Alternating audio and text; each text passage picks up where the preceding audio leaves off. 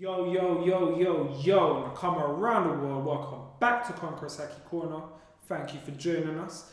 This is your boy Vin. Yo. I'm your boy Serge. Yeah. And Rooks is here with us in spirit, Haki Strong Man. Yeah.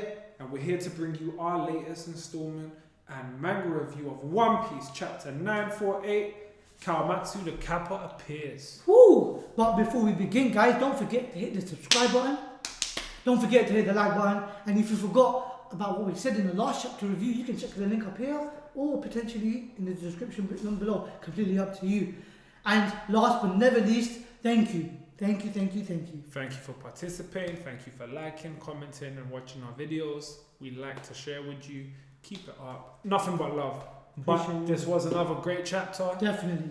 It kind of carried on a different kind of hype this week. But we're going to take it from the top. And one thing we're both happy about, we finally have a front cover with a story, man. We have come away from any pen names and any cover requests. And I'll see you, or the Skywalker, or whatever you want to call yourselves, we see that. But right now we've got Capone Beige, and it's a great escape. And chiffon, man, like that cake looked delicious. Jeez. Capone is the man, like he won me over in whole cake. Really interested to see how he's gonna get on as part of the story. Where he ends up, to be honest, as well. Yo, are they on their way to Wano? Back up, we need it. Come on, man. But without further ado, we want the key moments and analysis of this chapter. And this chapter, you know what? It was a good chapter. Lots of little basic twists and turns, you know. First of all, shout out to Luffy. Training has paid off. Whatever program you're on, you need to wrap it up, create an Insta profile, That's it. And sell it because you're making money, man. That's it. Verify that tick right now. But Luffy's on his practice games, trying to level up in terms of his haki. You got Higoro watching over him. Prisoners, men with broken spirits, man. It's such a shame. But what you get is a moment of clarity of, although Luffy is up against soldiers who he thinks he's going to practice his haki on and develop himself, he's now being taken down by the very men who he's about to free because they're so depressed and repressed in their own selves. So yeah, men with broken dreams. And they're all talking to themselves while they're holding Luffy down, they're gripping him down. We were once like this. We were so happy to see you fight back, but you're just a foreigner in our land. And they're reminiscing specifically the pain from 20 years ago. 20 years ago. How the shame of their lord, how he got defeated. They lost their friends. They lost their family, they were beaten, they were bruised. They've got nowhere to go after this in their opinion. And obviously they still got strong feelings as to... It's just like, whenever they say it, it was Kaido. It's almost like Kaido one-shot the whole country. That's how powerful this guy is. So the fear manifests in them because of that. That's crazy. And then you look at the way that the Beast Pirates fight, man. I mean, all these corrupt devil freezes and abilities. First of all, man, like Queen's some sick creature. Dirty tricks. You got Lord Daifugo who's shooting bullets that put out a plague, sending out diseases, man. Contagious diseases. So one person gets it, obviously ripple effect to get everyone else's. Now we get an insight for a split second of how diabolical Queen really is. Aside from being sinister and wanting to see people fight to the death, he creates deadly weapons and weapons of mass destruction as a part-time. Well, it's kind of like when they invaded Zou. But that was and that's what it is. So they have that same mentality regardless, and they enjoy that. Yep. And then they're about to shoot Luffy with a plague bullet, and he didn't. This is what was so sick. He didn't care whether he hits Luffy himself. He's like, man, I'll hit one of you, and he'll catch it off you. Crazy. Sick. But they get conveniently distracted. Lord Daifugo gets distracted. Whoa. Kawamatsu gets released. So everyone's listening. They have a great little build up. You got Kiku looking. I'll get on to Kiku in a second, man. We'll get into that. But you know, they all want to get famous by taking his head. And Kawamatsu just, first you see his eyes with the glint of that blade. Hey, beautiful drawing by Oda. Kawamatsu, for the last 18 years, has been eating deadly fish. Poisonous fish. That's all he's been eating. And Oda's such a troll, the burp he did, man. And the deadly fish burp, man. But he gets his keys from Razo, unlocks the sea stone cuffs, gets a hold of his sword, and his beloved blade Sotomuso, he comes and he just slices them up. Ryu! Bam! Beautiful. He just sends them all flying, man. And he gets introduced, such as the fierce Kappa style.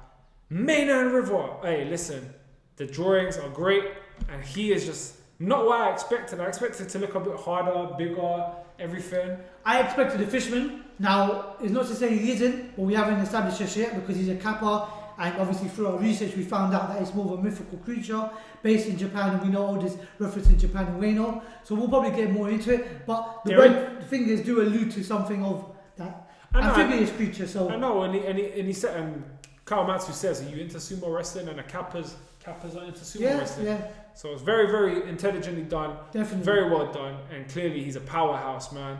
So everyone's just getting excited. They want to come and get together and fight. Drops the burp. It's killer. They get ready to fight. They want to tell Kaido. They know they're in a bad way. And then we just get a collection. What seems to be enough. Like, Luffy keeps collecting all these little small teams, man. Crazy. So we've got Grandpa Hyogoro. We've got the rival of the Fukurokuroju ninjas, none other than Raizo of the Mist. Now, Kiku's mask. Love it. The tusk coming out brings it that more esque, and then the eye is crazy. And Kiku's a man who feels like a woman at heart, man. Live your best life, man. Live your best life, girl. That's interesting in itself, because what did they say? They said, Kiku Nojo of the lingering snows, the foremost beautiful swordsman. So, we're going to have a big fight next chapter. It's a convenient fight as well. Yeah. But that leads us on to prediction and plot. Now, the crazy thing is, I would like to predict, obviously, we're going to stay there next week, and they're going to beat their way out of there, but somehow Kid and Killer will get involved. Because they're still there, they weren't mentioned this week. It's very true, and I completely forgot about them, yeah, you know? Man. That's true. Killer and Kid are there. Yeah. I would also like to predict Queen has STIs. Because Queen's a dirty git, man. And the kind of stuff he likes to play with his friends. Hey, man. It's that prison behavior, man. You definitely got something, man. Like, crazy. That's crazy. I think we're going to get future opponent. In the Battle of Ueno, I think Raizo and Nami are going to take on, and Shinobu, they're the ones that are going to take on the Fukuroku ninjas, Orochi's guard. I agree. The one that bashed you. Ninjas versus ninjas kind of style. That's what it's going to be, so we don't have to worry about them. I think soon we're going to get Big Mom waking up, but she is going to wake up with Kaido. They're going to have a nice little talk. I think they're going to break bread. They might have dinner together. Well, we might find out if Kaido's got a love child with her. Yo, one of them. Hey, that sounds crazy, but don't be surprised. They might even make a love child. You know how Big Mom gets down, man. She don't stop making kids. Yeah, man. You know what? Katakuri disappointed her, man. Yeah, she's in for another number one right now. Imagine a kid with those two, man. God damn. You got any predictions? So, we've got Luffy at the moment standing tall with the rest of the team that he's built up with now. I think, prediction-wise, although he's learning from Yugoro, he might learn something from Kawamatsu.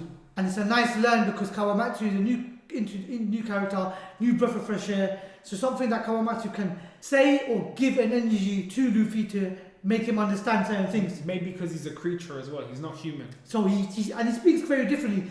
Look at the rivers, look at the torrents. So he speaks in quite a poetic sense. So he might be able to say something that might trigger Luffy. That's a good shot, man. I like that. Which leads us on to question time. How long do you think that no one knew that Kiku was a man or a woman trapped in a man's body? I never had a clue. I really didn't see Oda doing this. But also, will one day,